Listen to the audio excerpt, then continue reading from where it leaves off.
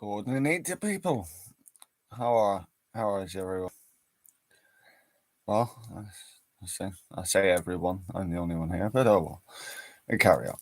Now, this is going to be different for me, branching out into the fiction side of things. I did say I was going to do something like this. I didn't think I was going to do a video like this, but a live stream like this, but you know, we'll go for it. Discworld.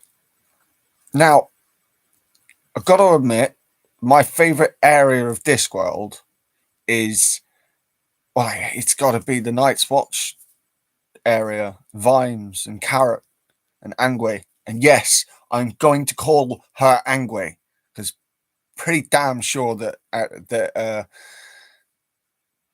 Angwa said that Terry Pratchett said it was Angway, not Angwa. So we'll go on that one. It's quite different. But yeah, Angway. And then you got I like how Gaspode could really be off on his own separate story. I do like that. But yeah, I do like the witches storyline. You know, it is. I think the first ever Terry Pratchett book I ever read was Equal Rights. That was a bloody good book. Oh, Esk, I think her name was. The younger, I liked her. I liked that girl's attitude. I thought the way Terry Pratchett wrote that was bang on. You had Granny Weatherwax. Granny Weatherwax. My God. The tongue. I wonder if Granny Weatherwax was based off of someone Pratchett knew. That would have been hilarious. Because she has such a sharp tongue. It does make me wonder if Pratchett knew someone like that and kind of helped inspire that. I thought that was hilarious. Who else did we have? Oh, is it Nanny Og? I think it was Nanny Og was the big witch, the large witch. She was she reminded me of oh, God. Who's a teacher I used to have, and I saw her a number of years later, and it's just it was quite funny to see. But I can't remember the last one. You had Nanny Og, Granny Weatherwax.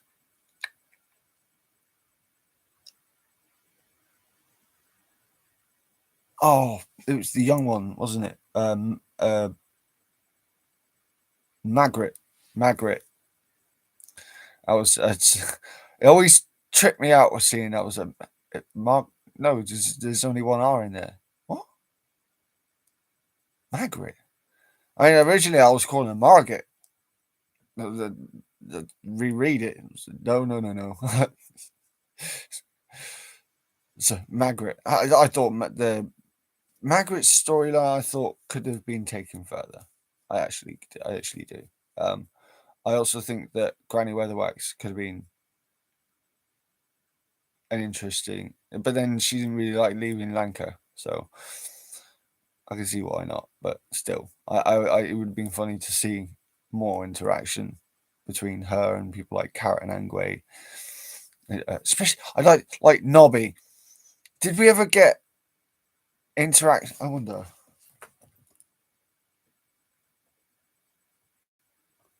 I do wonder.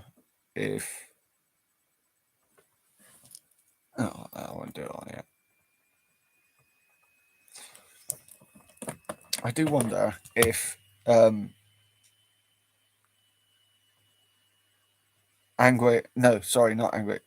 Granny Weatherwax and Nobby ever came into combat into Corporal Knobs ever came into contact, that would I don't I've read a lot of the Discworld or listened to a lot of the Discworld so far, but I haven't come across that. If anyone does know that, let me know. Interactions between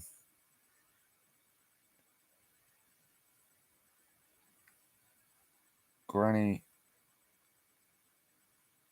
Weatherwax and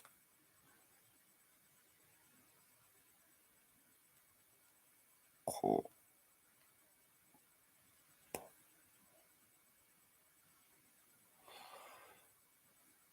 Knobs. Yeah, I did Nobby Knobs.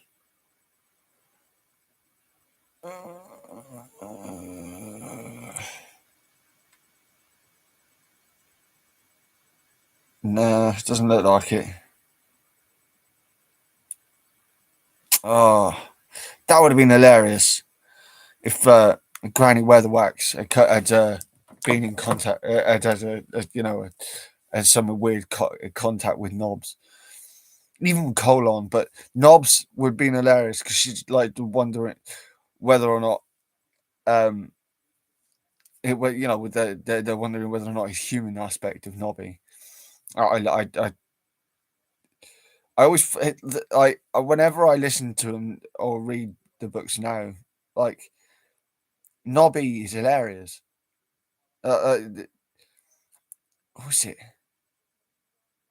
Feet of Clay, I think it was, when the aristocracy tried to get Corporal Knobs to become the was it the new patrician or the new duke or new king or something. I think it was the new king.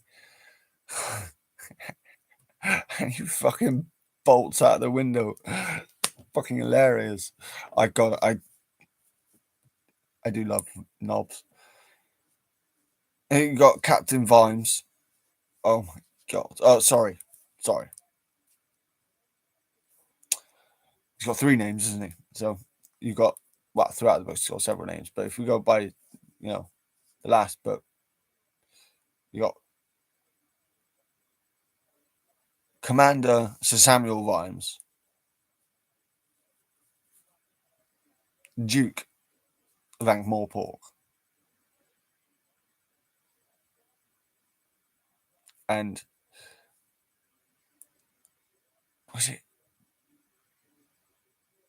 Blackboard Wiper or something like that? Blackboard Cleaner or something like that. I got a bit. I can't remember. It was only the other day I listened to that one, but yeah. So the thing he used as a bit of a joke with the low king of the dwarves. I just that's another one that got me. Was it Thud? I think it was Thud, where Vimes. Yeah, that's it. Because Vimes gets a scratch on his hand. No, that's not the first time he meets. It was the fifth elephant, wasn't it? The first time he meets the Low King, Vimes. Pretty sure it was. Yeah, I'm pretty sure it was. It was the fifth elephant. Yeah, that was because he met. Oh, he had to meet them in order, didn't he? I can't rightly remember which way around it were.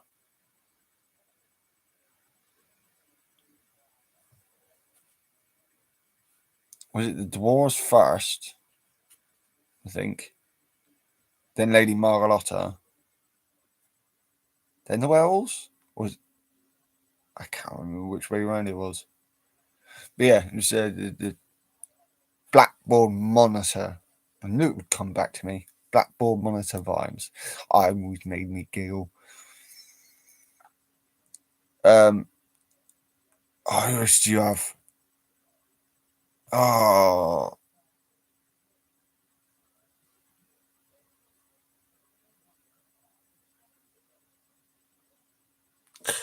do you know what? Going back to Thud for a second. I always thought Ardent coming was one of those old characters. No, the antagonist from Thud. Uh, was it? Yeah, it was Thud. Yeah, because D was in Fifth Elephant. Because he came back in Raising Steam, and I did like. He's one of those characters that you know, I always wondered when I was going through the books. I was wondering if, of all of the problems that Vetinari and Ankh-Morpork face, and I'll go on to Vetinari in a little bit. There's this strange thing of I always thought it's which species is going to give Ankh-Morpork a problem, but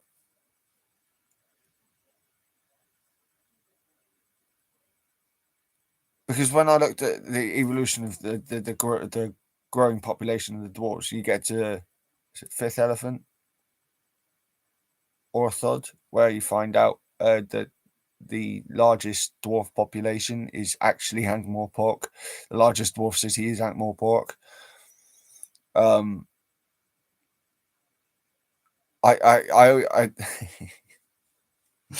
I thought it was hilarious when the dwarves found that out, and then you outside Vimes finding that out. It's like, wait, what? Largest, yeah, and it's all because Ankh-Morpork is built on Ankh-Morpork, which is built on Ankh-Morpork. It's hilarious. Like, yeah, it's just ridiculous. I do what my favorite story of all of them was always the Amazing Maurice and his Educated Rodents, and I wish Maurice and the Educated Rodents had come back. If I've missed it somewhere, then I apologize. But from what I can gather, they never came back. I was, it must be that they were like a standalone story or something. But no. I was really quite. I've got all the way to Raising Steam, and I don't think I need to go through get to Wintersmith as well. But and it's still nothing. I was like, what? Surely that Maurice and the Educated Rodents come back. Nope, nothing. I was just one of my big disappointments. So one of the great things about Night Watch though was the amount that could be done with that group of characters. I really think that where uh where you have this relationship between Vetinari, the patrician Havelock Vetinari, Lord Vetinari, and the commander of the watch, Sir Samuel Vimes. I you take guards for example, and you can't help but feel a bit pissed off with, like, really angry at Vetinari.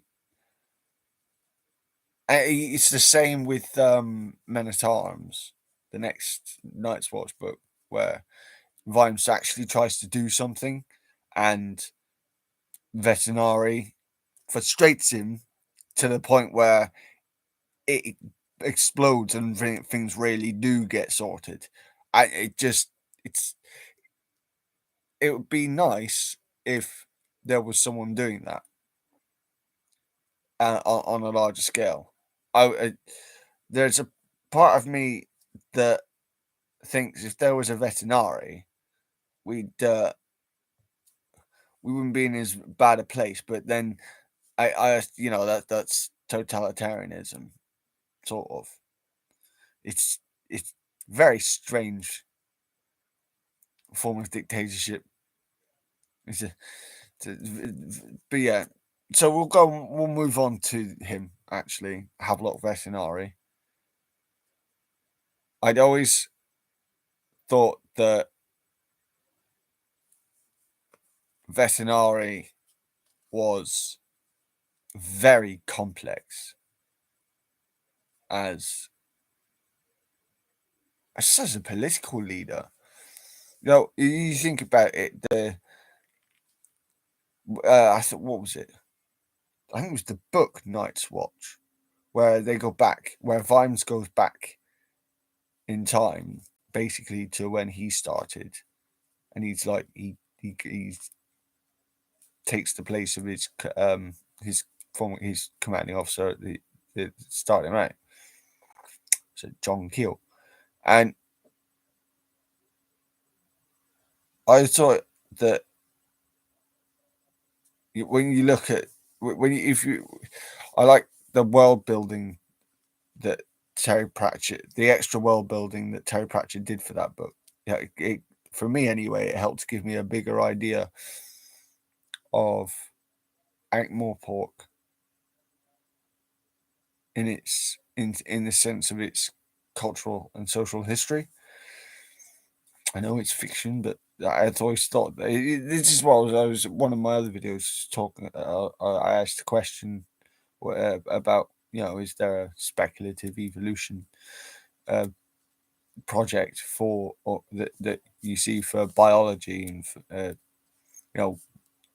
what would have happened if the dinosaurs had actually if non-avian dinosaurs had actually lived past the Maastrichtian the Cretaceous period, past the KT event, or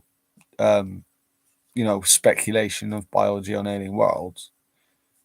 I thought that it would be really interesting to see experts' view on what social and cultural evolution might look like from going forward from now, but I haven't seen it. I can't find anything like that. This was, this. I think for me, Discworld was actually a decent fictional version of that. Speculative cultural and social evolution with a satire aspect, a comedic satire aspect to it. I thought that might be a big pick, a bit of an out there view, I suppose, but I that's kind of how I saw it. I still do, and you've also got when it comes to veterinary, you look at the way that in Night's Watch the way things were, and even then he was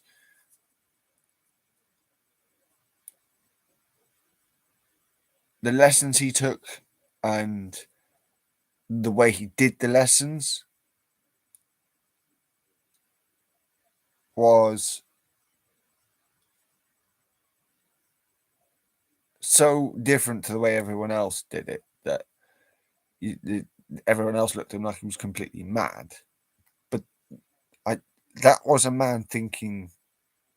That was a proper thinking man, and not only was he a thinking man, but he was.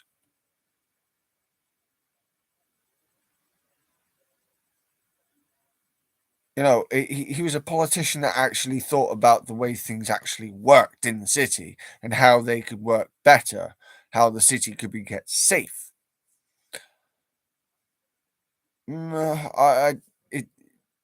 do I think that it's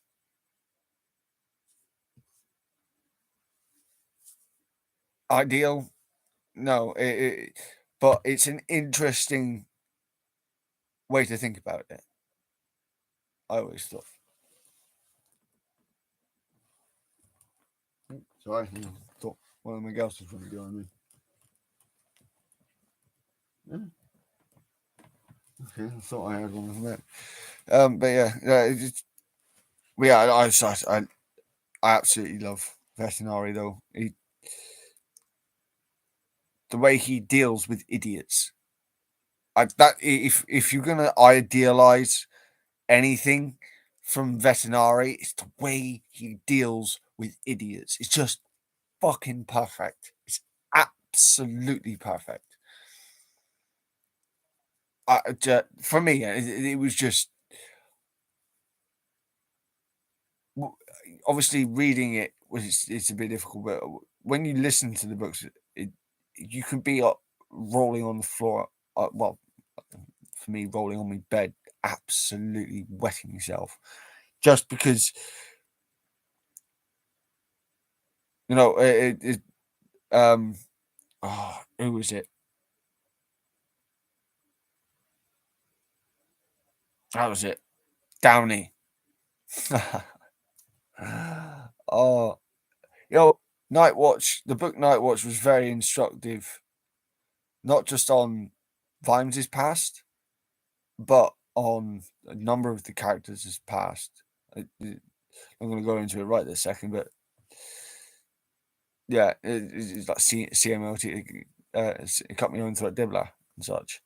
But have a look. It was interesting that we got a nice look. It's a somewhat decent look at Veterinary at the time. Because when I first started reading the book, I was thinking, oh, we're back. We're back into. Oh, I wonder what Veterinary's doing around this time. And I absolutely love what Pratchett did with that, which is brilliant. No, he's an assassin, and yet he's not an assassin in the city. I mean, how did he kill? Oh, what's his face? Went.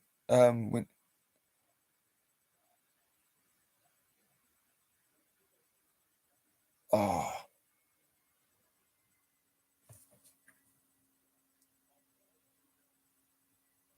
wasn't Lord Snapcase because he's the one who came afterwards. Oh, win something. I. Either way, he was hilarious. I did like him. I did this one man that. Yeah, that was it. The way he died was I think he's officially less listed as he was frightened to death. That was hilarious. The veterinary didn't actually have to physically kill him; just scared him to death. Like I thought that was hilarious. Whilst he's got cake in his hands, and the fat bastard got cake in his hands and everything. I was just brilliant. But yeah,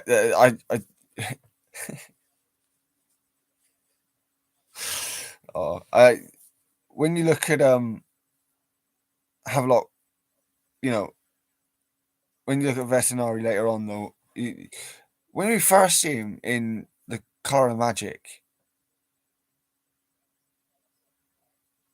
it's that very frightening figure.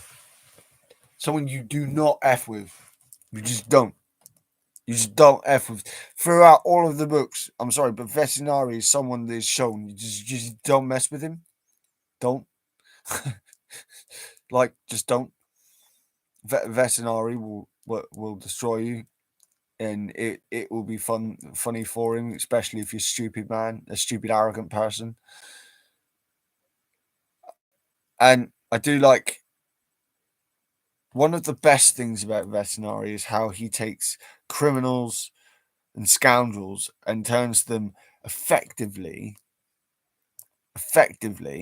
into law-abiding citizens that actually contribute to the city. I was bloody brilliant.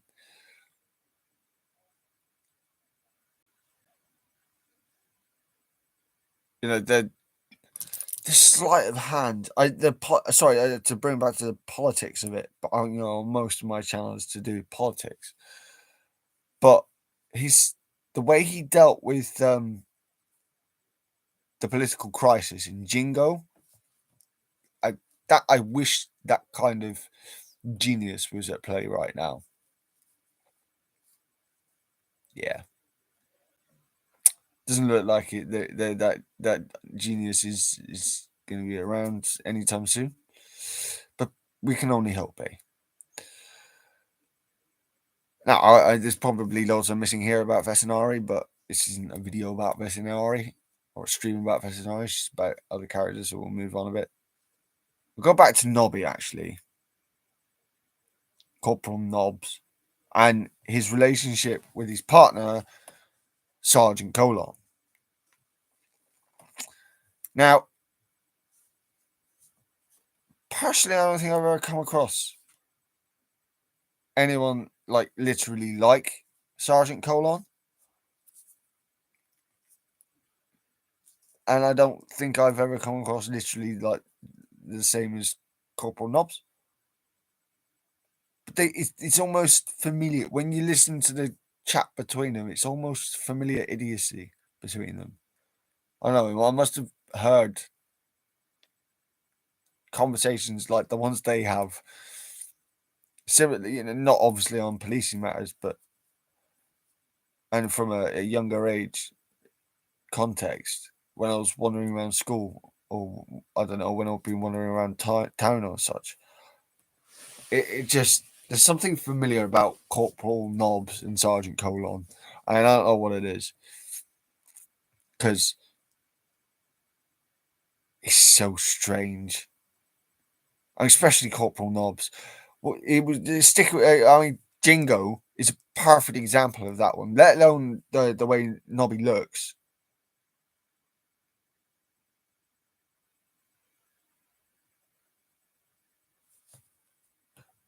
It's the way his mind. I don't, when he goes undercover as a woman, as a Clatchian, as a Clatchian woman, gods, that was one of the first times because I originally read that book. I got it somewhere. No idea where. I couldn't tell you where it is right now. Where I did have it. It must be buried. But it was the first time I ever dropped a book in laughter. Was Equal Rights nearly had me, but it was Jingo that really got me, and it was Nobby, and I think it was the bit where he sat outside the pub, the tavern or whatever it is in Clatch, and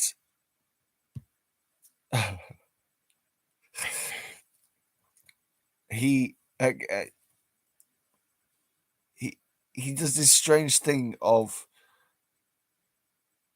taking on this personality of a woman, and it starts almost as soon as he puts it on, but it's the bit outside where he's talking to the other women outside, and the reactions he has off the women, and then you got and then Sergeant Colon comes out and says, just it's the way, the mental image I got of the Sergeant Colon looking at Nobby and dressed up with all these buddies, like, fuck, dude, why? Why have you gone that far? Like, I know we're supposed to be undercover, but shit, damn, son. I can't. Nobby and Colon. I mean, look at Colon in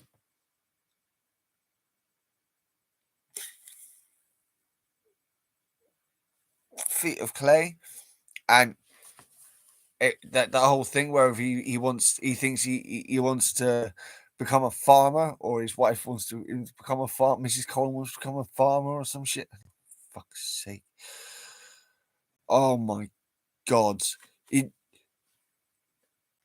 doesn't want to by the end of that book, I tell you. Like, wow. And back to Nobby. You go to go forward a number of books to Snuff. I was quite pleased by Snuff. I don't know what part of the country Pratchett based Snuff on, but it reminded me of a couple of areas where I am down here. Even where I'm from, which is not literally where I am, but not too far away from here. It just Snuff, the whole story of Snuff, in a weird way, felt familiar. Not in the class sense, but when he went out, when Vimes left the estate, he'd go down into the village, and where some of the places I've lived and some of the places I've explored down here in Paynton, in Dufflin, Devon, it's very much like the villages I've been, and there's one in between Paddington and Torquay, and that's Cockington. It's really nice place. If you're ever down this way, go to Cockington. Visit when it's open. It's usually open in the summer. You really want to visit. But anyway, Snuff felt very familiar, but the reason why I brought that one is just what happened with Corporal Nobbs in that book. Oh, it's the bit he smokes his cigar and then. Oh, no, it's not Nobby. It was Colon. But Nobby gets, I think, into a relationship with the goblin. I think. I mean, it's cross species, but they're people as well, aren't they? Goblins in Discworld, so can't really be too discriminatory about it, really. Should we? Possibly not. Yeah. Again, this isn't a whole video about Nobby either, so just some of my highlights about some of my favorite characters. I just what was one more thing I wanted to add about Colon. It was from Guards, the first Night's Watch storyline book, and you have Colon with his trusty arrow, his bow and his trusty arrow. It's just one arrow, and him, Captain Cat. Well, at the time it was Corporal Cat. No, was it Lance Constable Carrot to start with, and Nobby are on top of the roof, waiting for the fucking dragon, and like it's a million and one chance. Oh my god! Again, it was one of those familiar ones because I grew up with. Oh, it's a million and one chance with the. Because I grew up with my brother and stuff playing football. I thought there was a million and one chance that's going in. This is why I like Terry Pratchett. He's a lot of it. The way he writes is familiar, especially with the humor, and he probably he probably didn't have much to do with Devon, but a lot of the humor is very familiar to me down this way.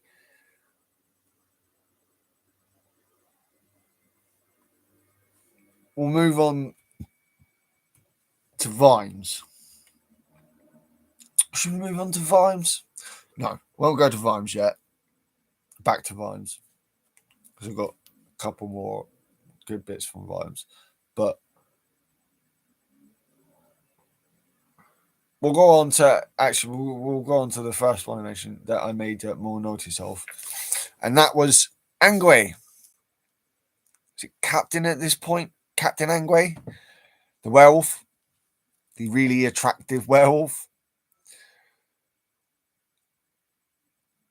Her dynamic throughout the books was really interesting. I think Fifth Element, I got a bit like, what's going on with her in this? And I'm still today. If anyone can explain to me what the whole thing was with Angway in that book, I'd like to know, because I still to this day don't know what was going on with Angway in that book. She was,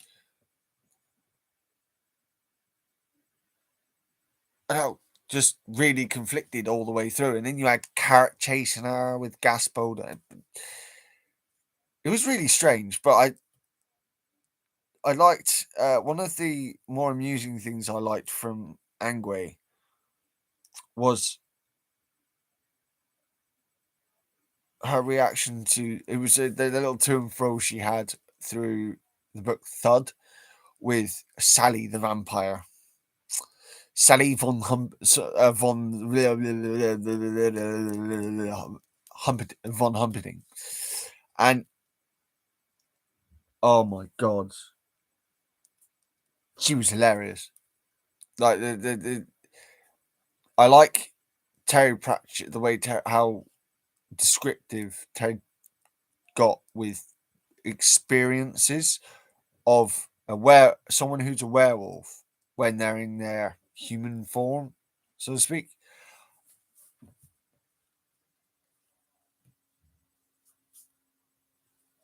Like, I don't, that man understood some science. He really did. I politics, science, well, politics and science mixed with fantasy, and it was just hilarious.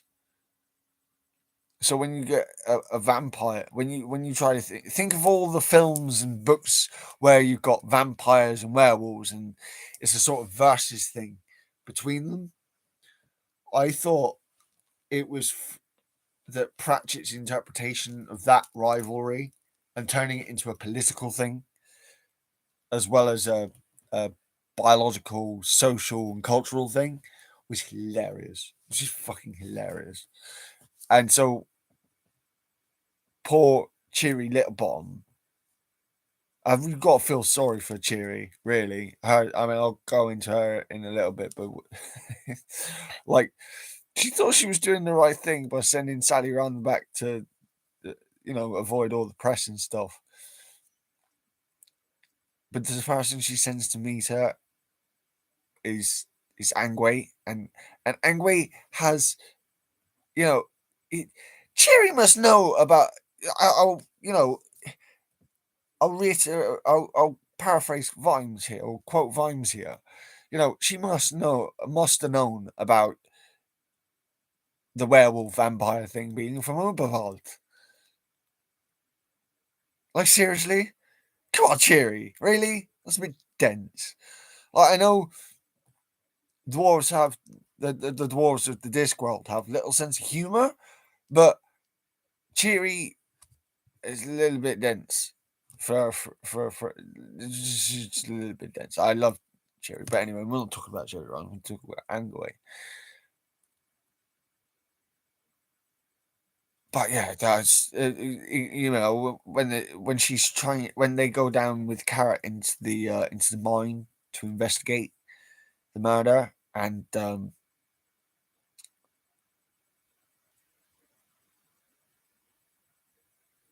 Terry Pratchett just describes all of what Angway is feeling the entire time. I'm sorry at this point if people get upset with me calling it Angway, but I'm pretty sure the way Pratchett wanted it said, and I've always heard it said Angwa.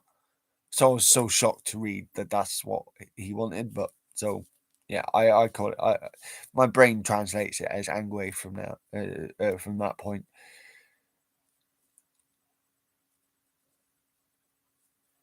Now, the next bit about Angway, the other important bit about Angway is her relationship with one Captain Carrot.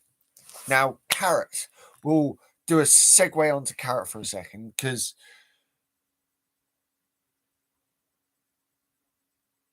Carrot Iron Founderson was a character that at first I was like, really?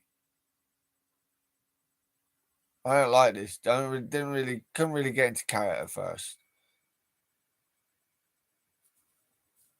He pretty much throughout almost all of Guard's guards,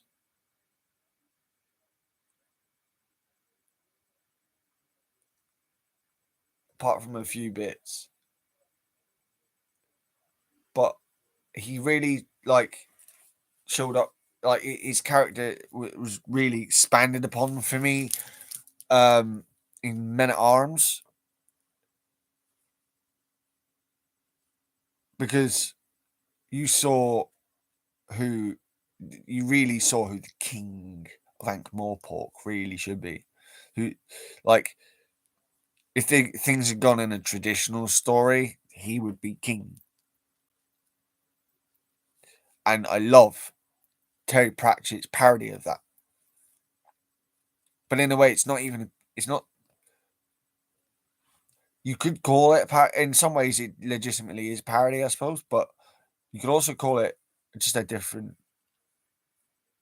like a multiverse view of things. This is turned out differently, and I absolutely loved how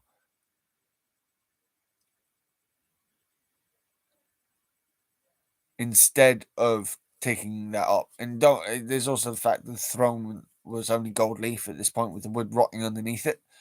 So, given Carrot's disposition when it comes to it, I he was there's a bit of a socialist theme in there. A liberty, no, it's just definitely left leaning uh, political theme there, or social theme. And for me personally, it's something that I can identify with, and in a way, you can see it from Veterinary and from Carrot, and there's this tacit understanding between Veterinary and Carrot at the end of Men at Arms, which solidified for me Carrot as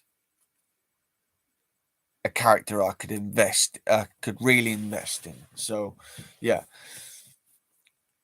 But taking that back to Angway,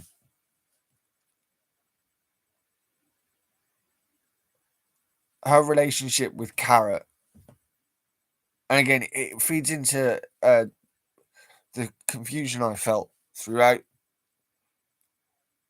Fifth Elephant, because the Fifth Elephant, because I just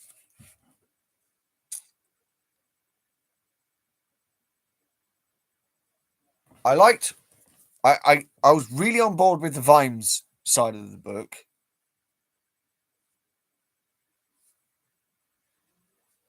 And to begin with, I was sort of going along with the Carrot Gaspode Angway. What was the wolf called?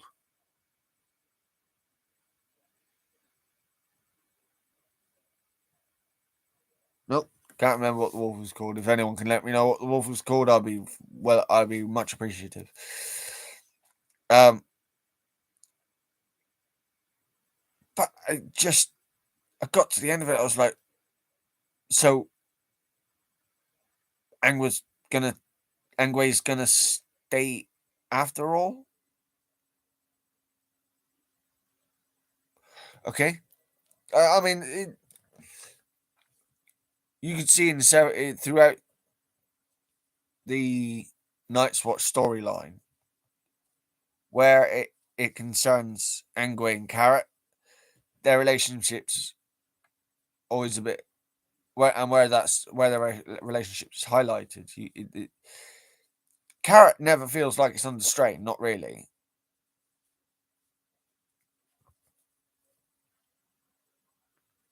or at least it never feels that that he thinks he thinks of it that way. But Angway is constantly paranoid that it's not going to end well. You could probably see it from our perspective. And look at the very first time when they got together, like they slept together, and Carrot's first reaction was to pull his sword. I mean, he called himself an idiot, but still. I'm not sure we could really blame her for being paranoid, pessimistic about the relationship, but hopeful at the same time. It's very strange. But again, despite the fifth elephant, I thought it was one of those relationships between characters I could invest in. Wasn't my favorite, but it was one that I could actually invest in.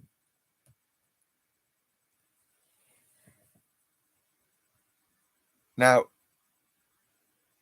another one of the watch characters that I thought was hilarious was Cheery Little Bottom, and the way she was introduced. My God, or Cherie Little Bottom, and I think she's in the end she sticks with Cherry. Isn't it? I can't remember that the evolution, the character evolution that Cheery Littlebottom goes through as well. My, it's bloody perfect. And you can't go through all this without mentioning Detritus the Troll. I mean, if you read or listen to Men at Arms, and then would be a good example. Thud.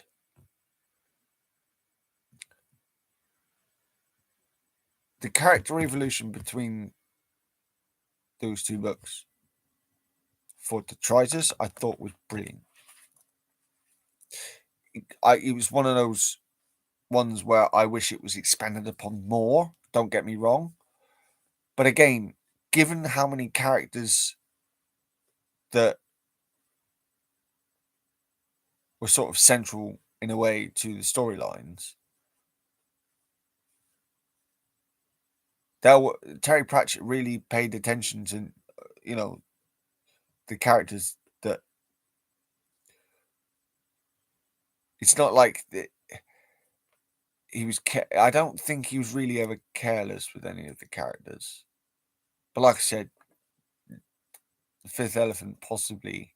In fact, someone can explain the fifth elephant, the Angway and Carrot's relationship troubles in that one to me, because it always confused me, and I don't get it. But it, like, in the Feet of Clay, Cheery, you find out that Cheery has a thing for Carrot because Carrot was brought up as a dwarf. But obviously, there's a thing there. She's a dwarf, and even though socially he's a dwarf, he's biologically a human. Um, and Angway is with Carrot, and in that book, Cheery is when Cheery first comes in, so she doesn't even know that Angway is a werewolf either. Not until the end of the book. The way Pratchett threaded that all the way through, bloody brilliant. And it's another book that you can highlight Veterinary on as well. Like, the way he played Vimes throughout that was just masterful.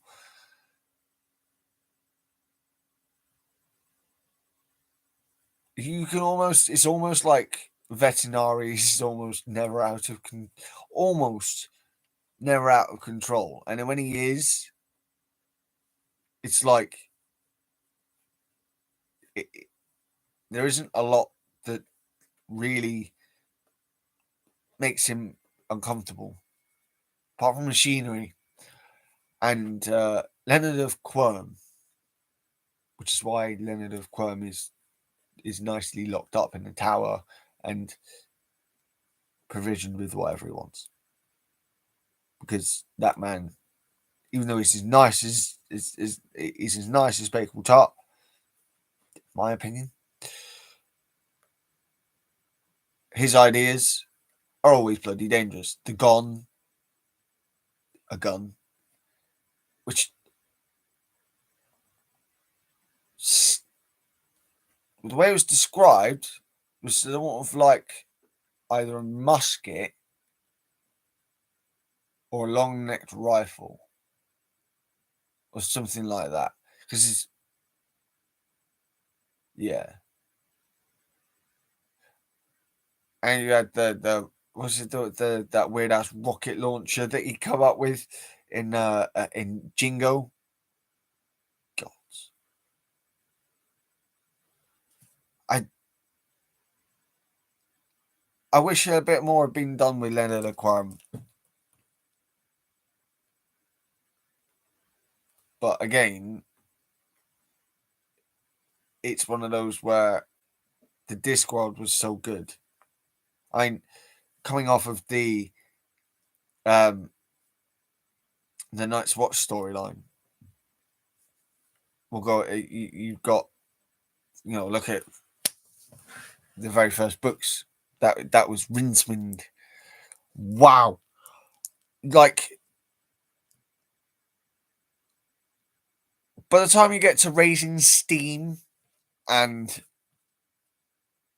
Rince, and you meet Rince, and you see Rincewind, and he's just when you take Color and Magic and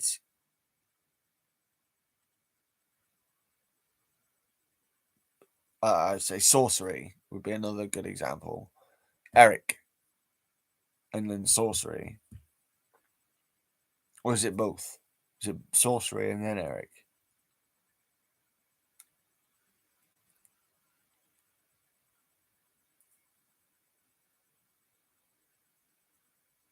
No, Mort wasn't. So it was Sorcery then Eric. When you take what happened to Rincewind throughout those books, as well as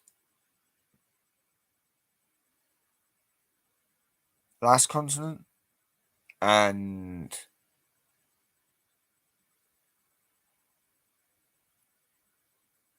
Interesting Times, when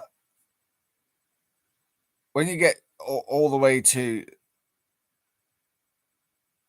Raising Steam and you see his reaction to you read his or listen to his reaction to the steam engine, you're like, yeah, I don't blame Rincewind for your opinion. Like, that guy's tried to stay away from trouble. His whole thing is trying as much as possible to stay out of trouble, to stay away from danger, and yet he always finds himself running away from danger. He's very good at it, but he still keeps getting away from keeps getting into danger, into really precarious positions. It's not like he means to do it. He's trying to get away from this stuff. I mean, it's a good thing in the end. The position, he gets a position at the Unseen University. Poor bloody Rincewind. Talking to the university, one of my possibly, I think my because Veterinary is my favorite character. My second favorite character of the entire Discworld series has got to be the librarian. I mean, this is a man, a wizard who got turned. I think it was the events of.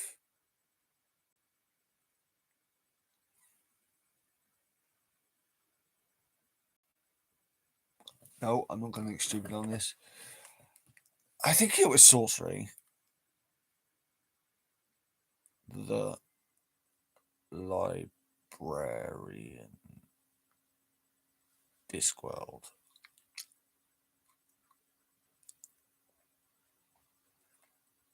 Swear my phone takes ages.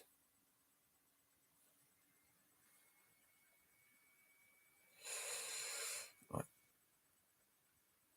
Let's see, because I cannot remember when, if it was the first two books or sorcery that turns the librarian into an orangutan.